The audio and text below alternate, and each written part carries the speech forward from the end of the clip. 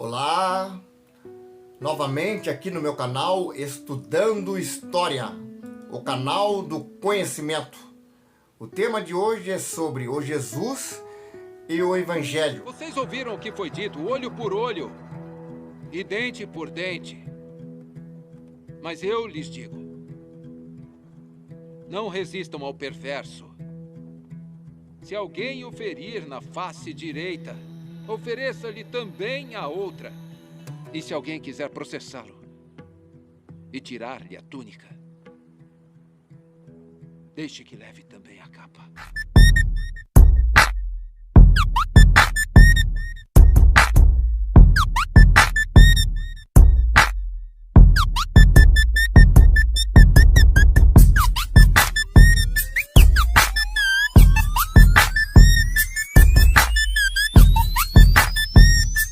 Bom, vou falar sobre Jesus Cristo, conhecido mundialmente, né, pela sua história, a história que está no Evangelho, que foi escrita pelos seus discípulos, 12 apóstolos.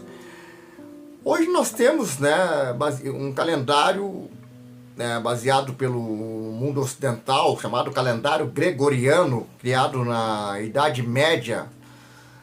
O calendário baseado no o calendário do mundo baseado no calendário cristão. Mas não é todos os povos que seguem esse mesmo calendário. É claro que quando nós vemos eventos como Copa do Mundo, Olimpíadas, nós vemos esse calendário presente, né? Oficialmente. Esse calendário ele está muito presente em eventos, grandes eventos mundial, político, esses eventos ligados à questão climática, quando há esses encontros, mesmo sendo em países que não praticam, né, o cristianismo, acabam adotando esse calendário ocidental cristão, né?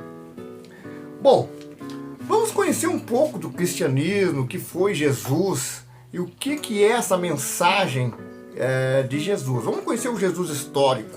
A partir do século III, o Império Romano entrou em uma crise prolongada.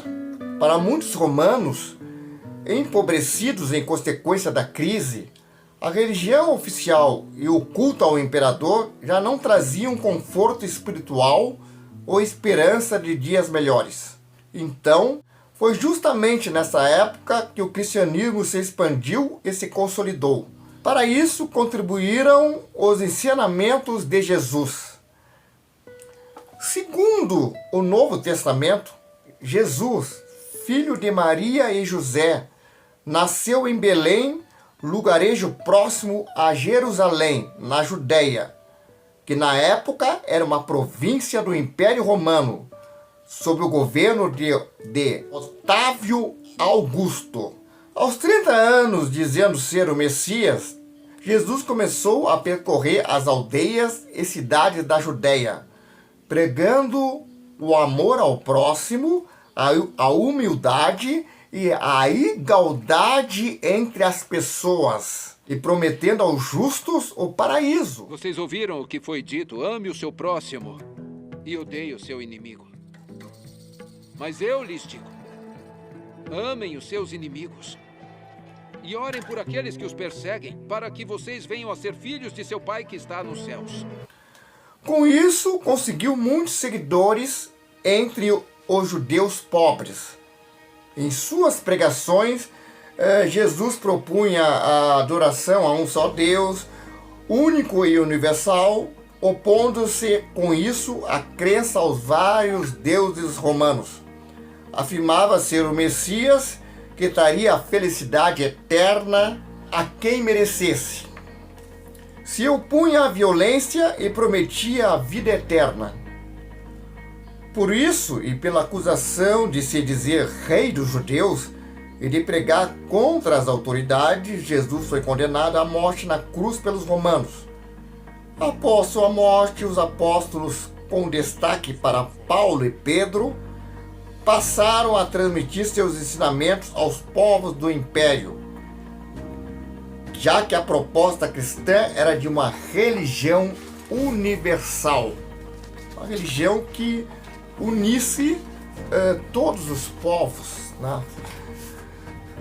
Com a promessa de um mundo melhor, animado pelas pregações dos apóstolos, a exemplo de Paulo, e por obras de caridade, o cristianismo começou a se expandir entre diferentes grupos sociais e povos, como os gregos, os romanos, os samaritanos, entre outros, e regiões ao redor de todo o mar Mediterrâneo. Por que tantas pessoas pobres se convertiam ao cristianismo? Os pobres buscavam na religião de Jesus a esperança de conseguir o paraíso. Para eles, que formavam a maioria dos primeiros cristãos, o imperador era o anticristo e Jesus era a salvação, a felicidade eterna em outra vida. Vou falar um pouco da perseguição aos cristãos. Depois também está falando um pouco desse evangelho de Jesus, das palavras. Conforme o cristianismo se expandia, as autoridades romanas passaram a persegui-lo. A perseguição aos cristãos aconteceu por mais de 2 séculos e incluiu execuções públicas e crucificações, exposição às feras famintas para serem devoradas, destruição de suas igrejas. Resistindo à perseguição romana, os cristãos reuniam-se nas catacumbas, galerias subterrâneas onde oravam e sepultavam seus mortos. Apesar de perseguido pelo governo romano, o cristianismo, com sua crença na vida pós-morte, continuou atraindo pobres, remediados, ricos, homens, mulheres e até mesmo as autoridades romanas. E com a crise do século III, o cristianismo passou a ter muitos seguidores por todo o império. Inicialmente, os imperadores, alarmados, intensificaram as perseguições aos cristãos. Posteriormente, perceberam que era melhor aliarem-se a eles a fim de conservar seu poder. Em 313, então, o imperador Constantino concedeu liberdade de culto aos cristãos por meio do Edito de Milão e, antes de morrer, resolveu batizar-se.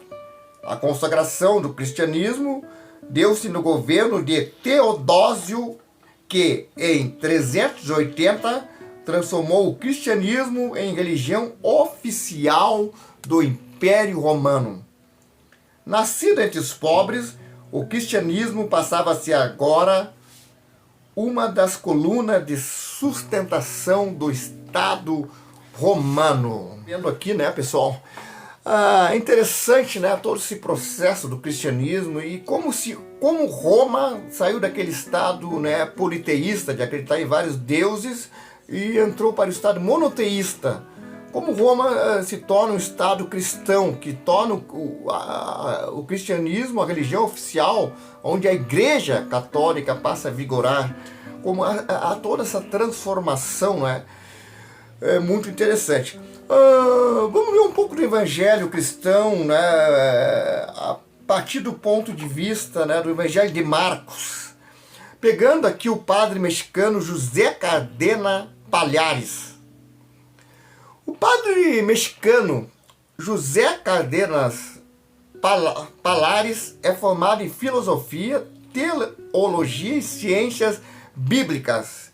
Dedicou sua vida às comunidades carentes mexicanas. Foi até mesmo capelão de um presídio. Além disso, é professor do Antigo Testamento. No texto aqui que eu vou ler aqui, ele analisa as passagens do Evangelho de Marcos sob um ponto de vista político e social, essencialmente ligados à mensagem espiritual de Jesus Cristo. Vamos ver então essa mensagem, né, o que ela quer passar, essa mensagem. Qual é a análise aqui, né, que é feita através do Evangelho de Marcos? Jesus critica toda a observância, tá, a respeito da lei, que não leve a completa dedicação, que não se comprometa com os pobres. Marcos, capítulo 7, versículo 1 a 13, capítulo 10 e 21. Por outro lado, Jesus não apenas abraça a causa dos marginalizados, como ele próprio se marginaliza. O tipo de vida que se cria ao redor de Jesus não admite excluídos. Os que não têm lugar na sociedade descobrem que no projeto de Deus, feito visível em Jesus, há lugar para eles. As palavras e os atos de Jesus rompem com a velha ordem de relação entre os homens. O que Jesus vive, anuncia e exige não pode conciliar-se com essa velha ordem. Por suas palavras, por sua esperança e por sua vida, Jesus é subversivo. Não apenas questiona, mas mina a ordem social, o mundo religioso e mental, no qual necessariamente a maioria dos homens, de fato, é considerada desprezível. Para já é preciso que se devolva a Deus a vinha, isto é, o povo saqueado. Marcos, capítulo 12, versículo 1 a 12. O templo, ou seja, uma religião profanada pelo mercantilismo, capítulo 11, versículo 15 a 18. O lugar da mulher como companheira e não como escrava do homem, capítulo 10, versículo 1 a 9. As obrigações para com os desamparados, a lei a serviço completo dos famintos e necessitados, capítulo 2, versículo 23 a 26. A entrega total a Deus exige de mim amar meu próximo como a mim mesmo, capítulo 12, versículo 28 a 34. O Deus de Jesus não está a serviço dos deuses desse mundo, mas é uma exigência de igualdade e fraternidade para todos nós. Essa é a releitura do Evangelho de Marcos. Um pobre chamado Jesus. Aqui, né? Escrito aqui também pelo padre José Cardenas, que traz o Evangelho de Marcos. Muito interessante, pessoal, muito interessante isso, pois aqui mostra um Jesus que sabe se colocar no lugar do outro, um Jesus que fala, né, do amor ao próximo, que devemos nos amar uns aos outros. É profundamente interessante como era esse Jesus. Você pode dizer que Jesus, né, é o rei dos pedagogos, dos psicólogos, né? As suas palavras no Evangelho, se a gente analisar, só olhando o Evangelho de Marcos aqui, impressiona, tá?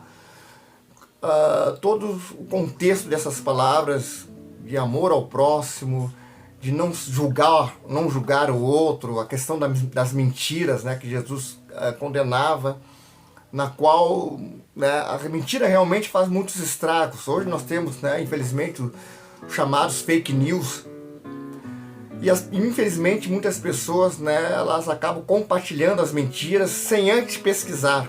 Elas deveriam pesquisar, independente, né, de sua crença religiosa, independente de sua ideologia política, né, essa questão de ser esquerda, direita, não, independente disso, a pessoa é importante que as pessoas deveriam pesquisar para ver se é verdade ou não. Não pegar porque agrada ou acreditar simplesmente naquilo.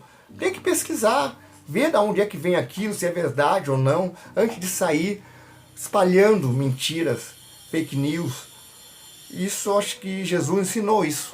Jesus, né, que a gente pegar as palavras de Jesus, ele falava, né, bem claramente, da gente, né, ter empatia pelo outro, conhecer o outro, não julgar, né? Não sair julgando. Acho que a gente precisa conhecer o outro. Jesus era fantástico nisso. E infelizmente muitos, né? Muitos até que são religiosos, é interessante, né? Que muitos que são religiosos, eles não praticam a palavra de Jesus, distorcem até as palavras. Infelizmente a gente vê as palavras de Jesus sendo distorcidas para interesse de enganar outros, né, de ganhar dinheiro em cima disso, é muito deprimente o que a gente vê, né, usando o nome de Jesus. Mas Jesus marcou na história aí, né, a ponto de fazer Roma, né, sair do politeísmo, né, de acreditar em vários deuses, de acreditar num só Deus. Deixou grandes exemplos, né? E vemos aí a história de um Jesus incrível aí, né? Nas suas palavras. Jesus foi realmente revolucionário. Com certeza, né? Jesus é importante pelas palavras, não pela sua morte, mas pelas palavras dele. As palavras dele que tem sentido. Muito maior que a sua morte. A sua morte é uma consequência daquilo que ele foi, daquilo que ele foi pelo outro. Senão ele não teria sido condenado, crucificado. Ele foi justamente porque ele foi amor. Ele foi a pessoa que sabia se colocar no lugar do outro. Por todo esse contexto, ele foi condenado, né, injustamente pelo sistema corrupto, opressor.